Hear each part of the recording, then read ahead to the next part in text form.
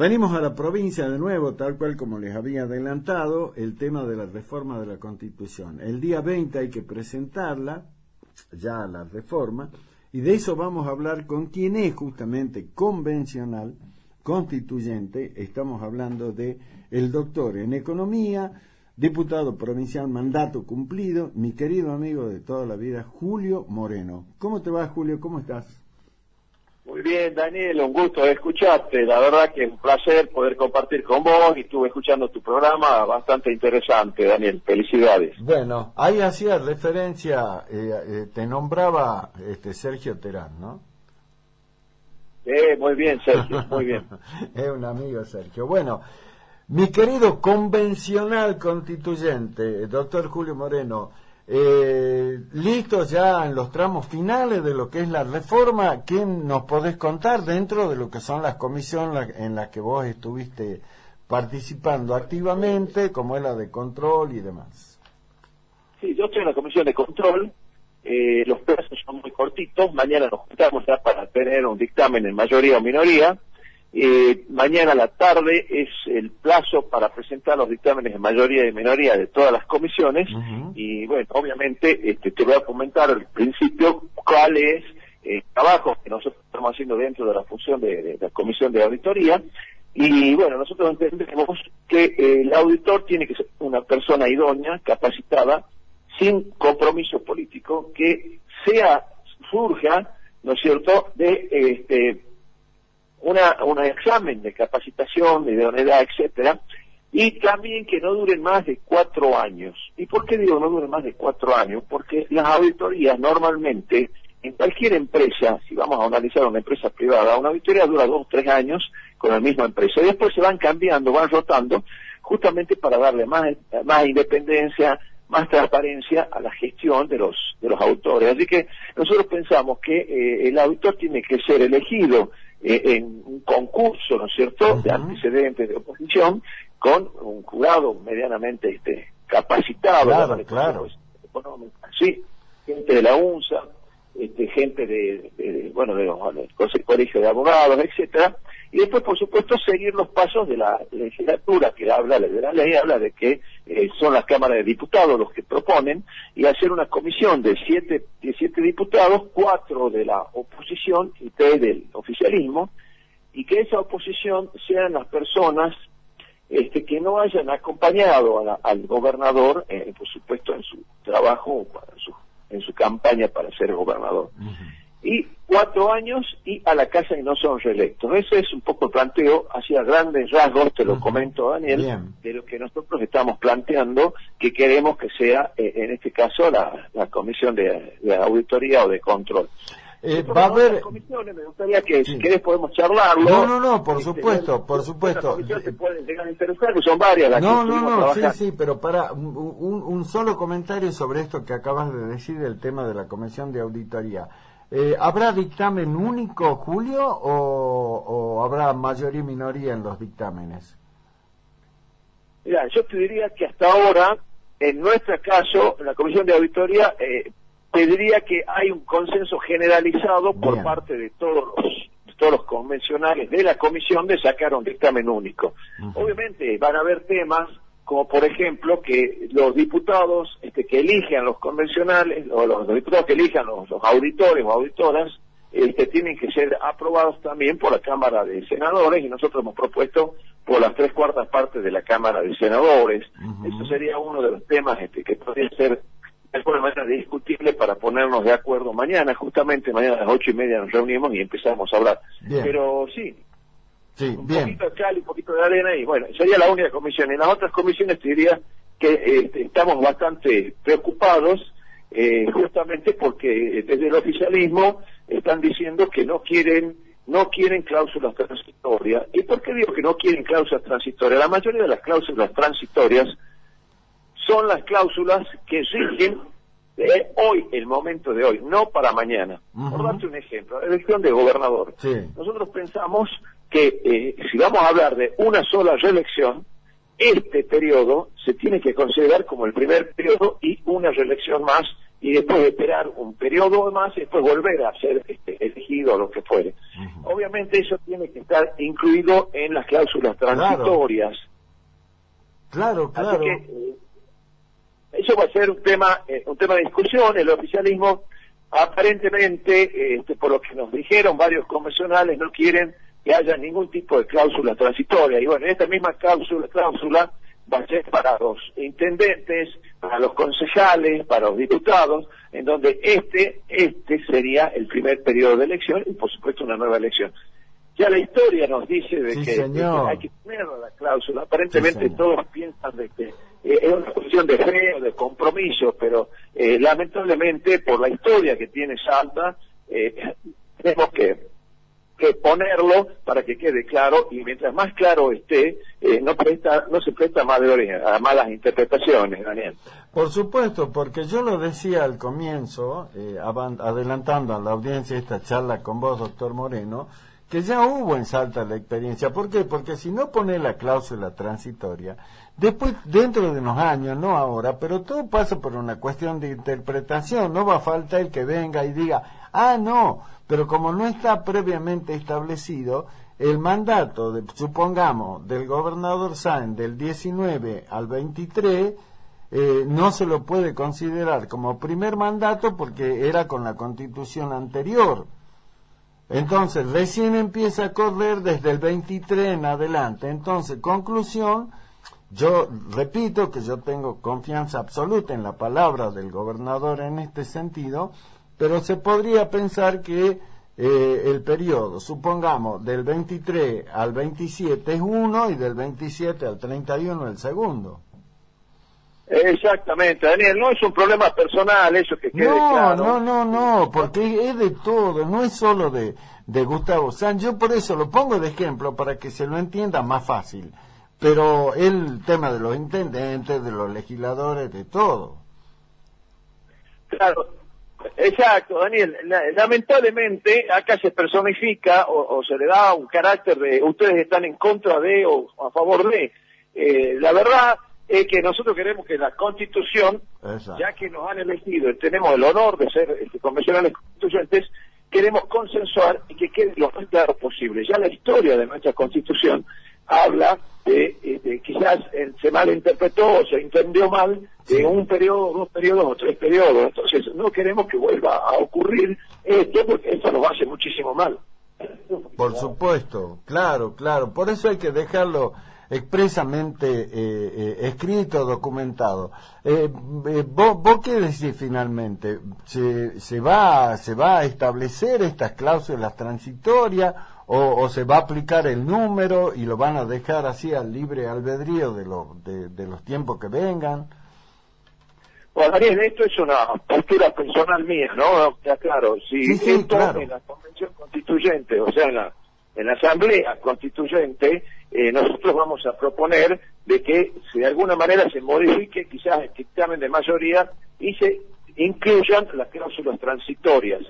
Si esto no ocurre, yo me voy a retirar porque no tenía sentido que esté participando y esté aprobando una Constitución en donde el objetivo fundamental es ponerle límites y que quede claro y que quede establecido el margen o el tiempo que pueda llegar a tener un mandato u otro mandato. Así que el planteo es, señores, yo he sido elegido y estoy de alguna manera traicionando a toda la gente porque yo en todos los mensajes que he dado he propuesto de alguna manera una elección para gobernador, por ejemplo, pero bueno, vamos a consensuar que puede haber una reelección, pero también consensuemos que este primer mandato es un primer mandato que tiene que considerarse como tal y puede haber una sola reelección en todos los cargos, ¿no? O sea, todos los cargos electivos.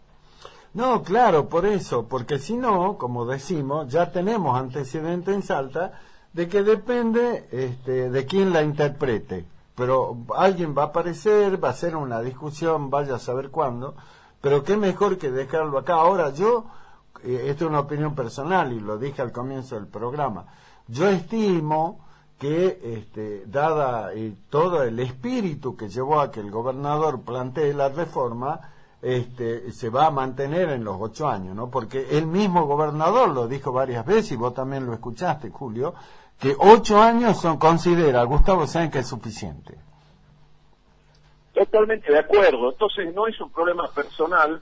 Yo creo claro. que Gustavo Sáenz vuelve a ser elegido por tercera vez, en este caso, si se puede hablar, estaría traicionando a toda la gente que él en su mensaje lo dijo.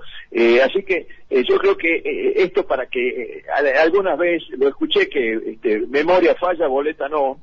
Exacto. Sí, señor. Entonces, había que directamente escribirlo, dejarlo escrito. Este se considera el primer mandato.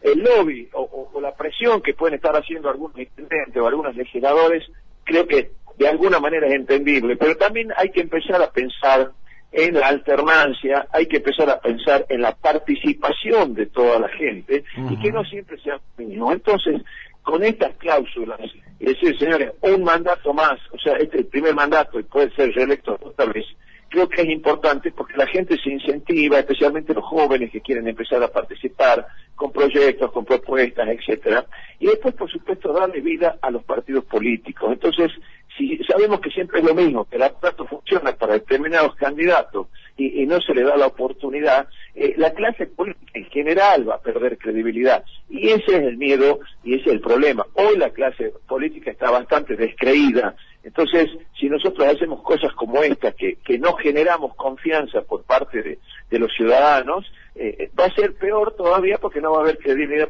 bajo ningún aspecto. Entonces, sí creo que es importante, espero que, digamos, el oficialismo o algunos convencionales que estén de acuerdo nos apoyen en esta postura de decir, señores, vamos a incluir las cláusulas transitorias, en donde entendemos concretamente de que este es el primer mandato de todos los... No es solo de Gustavo Sáenz, de todos. De todos.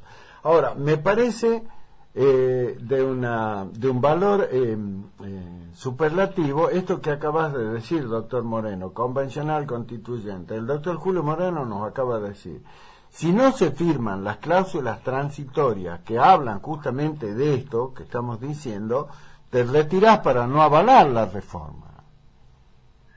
Si no, no tiene sentido, Daniel, que nos hayamos ido, que hayamos charlado, que nos hayan hecho la promesa, que nos hayan dicho que sí, que lo que queremos, alternancia, que trabajemos. O yo me retiro. No tiene sentido que quede y que apruebe una constitución que tampoco sirve y ni va a servir, porque va a ser más de lo mismo. Entonces, creo que es importante que yo personalmente voy a tomar conciencia, y si no se consigue, yo me voy a retirar, Daniel, de la convención. Contundente definición, no hace falta agregar más. Con el tema de los miembros o los jueces de corte, los ministros de la Corte de Justicia, aparentemente, esto te lo pregunto, no estás en la comisión, pero sos convencional, aparentemente habría consenso para que el mandato de los jueces de corte sea de 10 años sin la posibilidad de la reelección. ¿Qué te parece esa idea, doctor Julio Moreno? No, nosotros sí, esa primera parte sí la apoyamos, nos parece perfecto. Esa dependencia que puede llegar a tener un juez de corte con respecto al Poder Ejecutivo, en ese aspecto sabe que él termina de años y se va, no hay posibilidad de reelección, creo que le va a dar una independencia muy fuerte. El miedo que eventualmente podamos tener, y eso es otra cosa que hay que también trabajarlo en las cláusulas transitorias, ¿qué va a pasar con los actuales jueces? Si van a seguir los mandatos de 6 años que eventualmente han sido elegidos, o eventualmente van a dejar un mandato en determinada fecha, y después, fíjate vos, si vamos a hablar que van a ser elegidos cada 10 años, o sea, van a elegirse cada 10 años, el gobernador de turno, en esos 10 años cuando se vencen, va a elegir a todos los jueces. Entonces, volvemos a lo mismo, claro. Es más de lo mismo. No sé si me explico. Sí, por supuesto, porque ahí también hay que hacer esta interpretación, porque se da el caso de algunos jueces que les renovaron el mandato hace poco, el caso del doctor Vitar, por ejemplo. Bueno, ¿y cómo se va a considerar eso?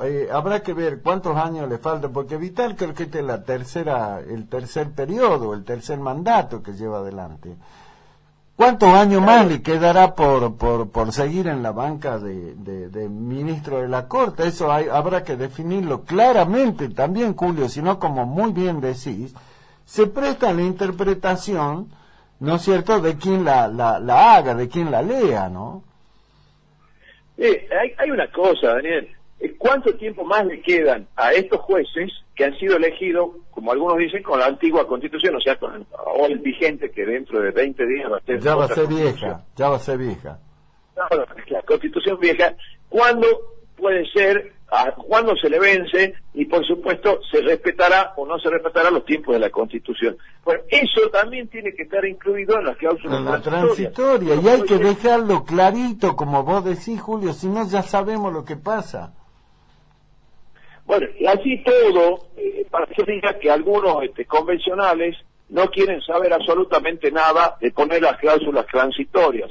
Pero fíjate vos, ya en dos ejemplos, en dos comisiones, el caso del mandato de los gobernadores, intendentes, etcétera, y acá en este caso, el caso de los jueces, tiene que haber cláusulas transitorias, porque tienen que aclarar, o por lo menos se tiene que aclarar, cuál es la situación real hoy de los jueces que están designados, por si van a seguir con los mandatos originales de la Constitución que le dio este mandato, o eventualmente se terminaría en un determinado periodo de tiempo. Por eso es importante que instalemos en la gente, y te agradezco obviamente, Daniel, que tenga la oportunidad de poder avisarle, o que la gente conozca cuál es nuestro trabajo, pero sí es importantísimo que existan estas cláusulas transitorias, porque va a quedar un hueco, un vacío que no lo va a poder cubrir, y obviamente se prestará a cualquier tipo de interpretaciones posteriores, y creo que ahora es el momento de hacerlo. Entonces,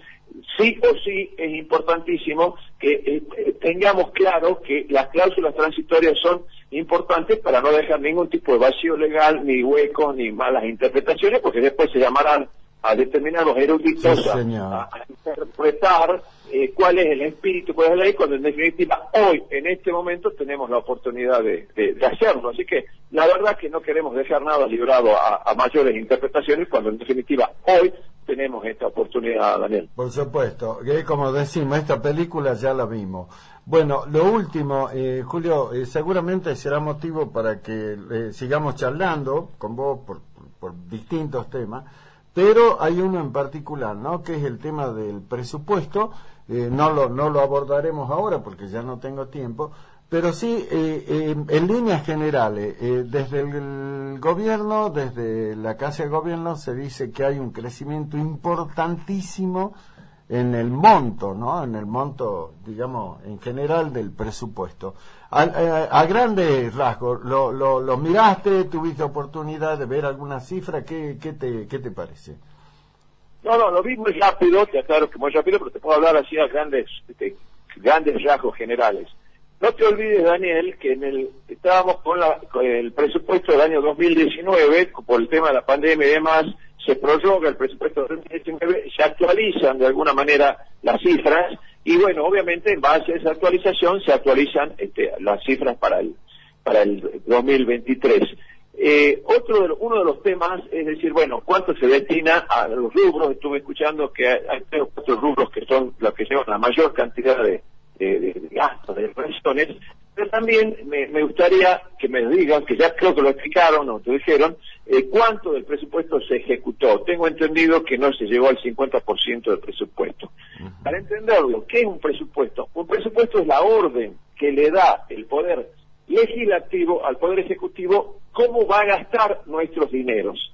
Eso por un lado, o sea, si no se ejecutan todas las partidas, obviamente no tiene sentido que se haga un presupuesto como nada, directamente decir, señores, se lo autoriza, como hay muchísimas cláusulas en el presupuesto, no solamente de la provincia, también de la nación, se lo autoriza al Ejecutivo a que distribuya o redistribuya las partidas, en donde diga, bueno, si hay que hacer una obra, por X causa, el Ejecutivo cambie de opinión y hace otro tipo de gasto. Por otro, un ejemplo, se llama la reasignación de partidas. Eso, en principio, son muchas facultades que se le está dando en cada uno de los presupuestos al Poder Ejecutivo, y vemos, por supuesto, las ejecuciones presupuestarias que nos estaban debiendo 3 ejecuciones presupuestarias, entonces no se puede analizar con seguridad cuánto se ejecutó real de esta orden que le da el Poder Legislativo al Ejecutivo. Y después hay otro de los temas también, que yo también obviamente discrepo y no estoy de acuerdo, cuando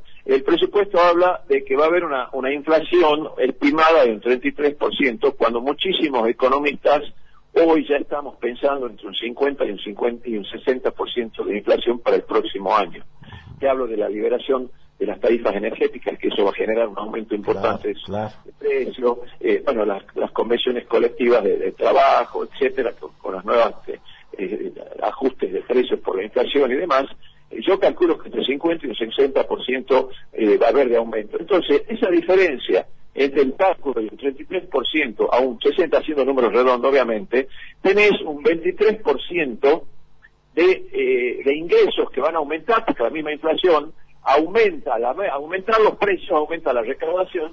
Entonces esos dineros que recibe además el Estado puede disponerlos como gastos discrecionales, o sea, gastos que puedan hacer lo que ellos quieran. Y esa es una de las críticas que suelo, cuando en definitiva ese numerito para mí es mentiroso, Daniel. Exactamente, exacto, sí, bueno, hace años que nos vienen mintiendo porque estiman una inflación y sí, normalmente se duplica, ¿no? Le pasó a Macri y le pasó también a Alberto Fernández.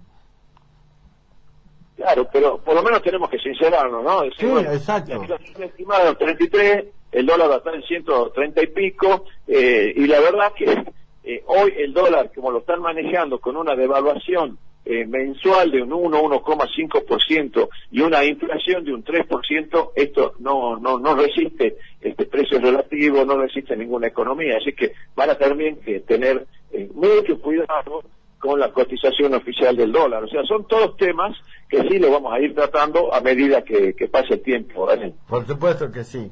Como siempre, estaremos absolutamente atentos a esta advertencia tan importante que haces acá a través de 7 PM de Pacífico, de este tema de que no se firmarían las cláusulas transitorias en lo que es la reforma de la Constitución, con lo que se desvirtuaría, tal cual vos lo planteas claramente, el espíritu, ¿no?, de la reforma.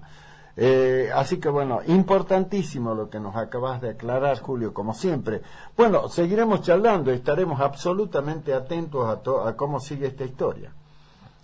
Con todo gusto, Daniel, un placer, porque obviamente el hecho de que nos den prensa, que podamos expresar lo que nosotros pensamos, para nosotros es muy importante, porque quiero que la gente conozca en qué estamos y qué estamos haciendo, y por supuesto para qué hemos sido elegidos. Así que realmente te agradezco, obviamente saludos a vos en forma personal, que te tengo un gran aprecio, a todo tu equipo y por supuesto a toda tu audiencia. Gracias, doctor Moreno, un abrazo grande para vos.